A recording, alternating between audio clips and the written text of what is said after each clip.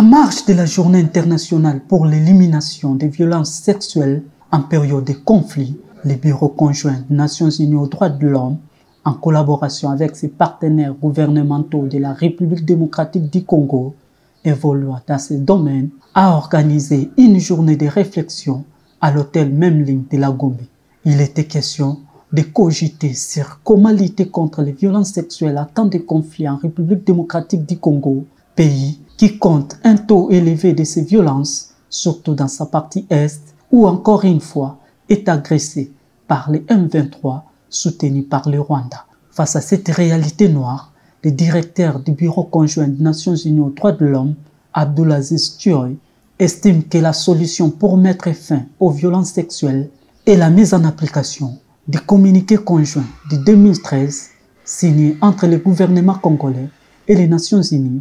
et de son addendum,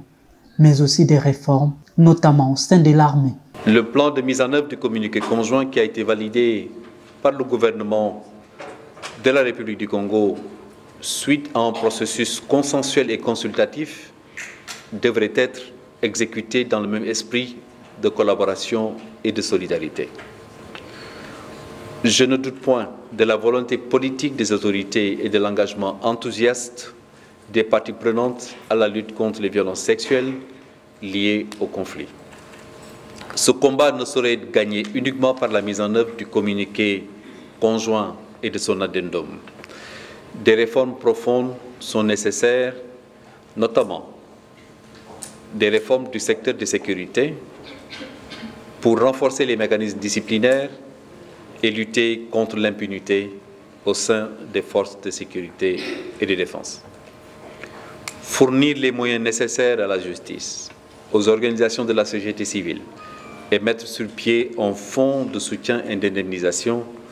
aux victimes sont également des mesures qu'il convient de prendre pour consolider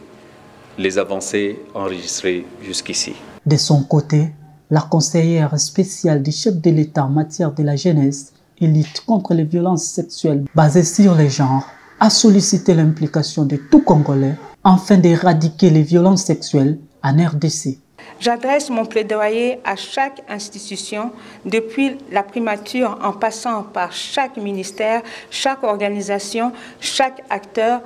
de jouer pleinement son rôle en s'impliquant activement dans la mise en œuvre de la feuille de route de l'addendum au communiqué conjoint, du reste déjà